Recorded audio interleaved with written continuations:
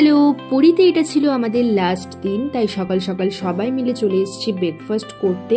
তো উপমা দিয়ে ব্রেকফাস্টটা সেরে নিয়ে আমরা এখন দেখো এখান থেকে বেরিয়ে পড়েছি।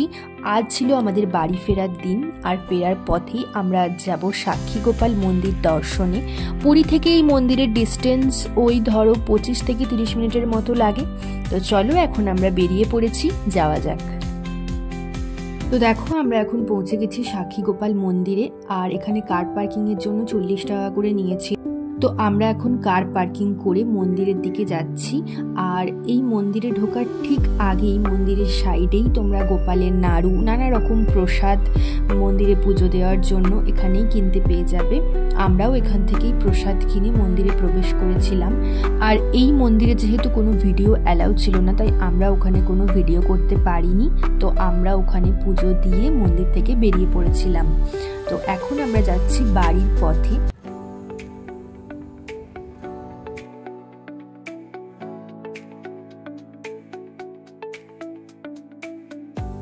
তো যাওয়ার পথেই রাস্তায় অনেক তরমুজের দোকান দেখতে পাচ্ছিলাম, তাই সেই মতো একটা দোকানে দাঁড়িয়েও পড়েছিলাম। এখান থেকে তরমুজ কিনে আমরা আবারও বেরিয়ে পড়লাম। দেখতেই পাচ্ছেন খুব জোরে বৃষ্টি পড়ছে, খুব জোরে মুষলধারে বৃষ্টি পড়ছে, তাই জন্য আমরা খুব আস্তে আস্তে যাচ্ছি।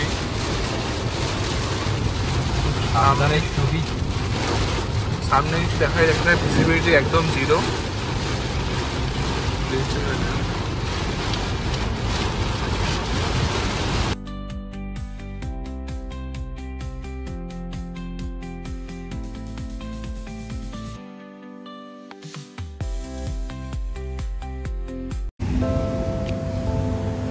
তো এখন বাজে দুপুর 2টো। তো আমরা এখন ভদ্রকে একটা রেস্টুরেন্টে লাঞ্চের জন্য চলে এসেছি।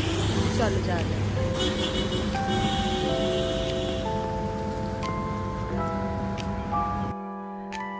তো এটা ছিল রেস্টুরেন্টের ভেতরের অ্যাম্বিয়েন্স। তো আমরা যখন ভুবনেশ্বর বা উড়িষ্যার দিকে যাই তখন আমরা এই রেস্টুরেন্টটাতেই লাঞ্চ করে থাকি, তাই আজ আবারও চলে এসেছি এখানে লাঞ্চ করার জন্য।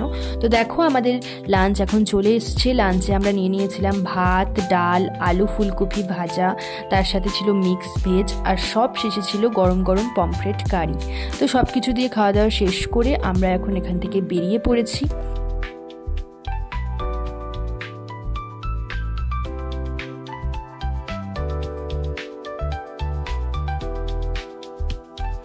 আর যেতে যেতে দেখো বিকেল 5টা বেজে গিয়েছে, তাই আমরা স্ন্যাক্সের জন্য খড়গপুর ঢোকার ঠিক আগেই একটা রেস্টুরেন্ট দেখতে পেয়ে দাঁড়িয়ে গিয়েছিলাম।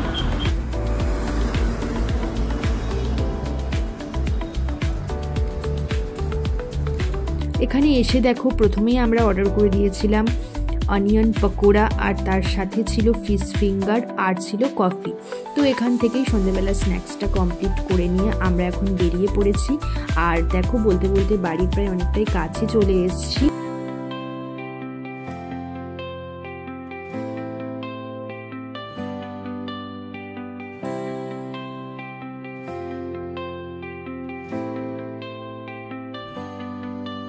তো ফাইনালি আমরা বাড়ির গলিতে পৌঁছে গেছি, আর আমাদের 3 দিনের পুরী ভ্রমণ আজকের মতো আমরা এখানেই শেষ করলাম।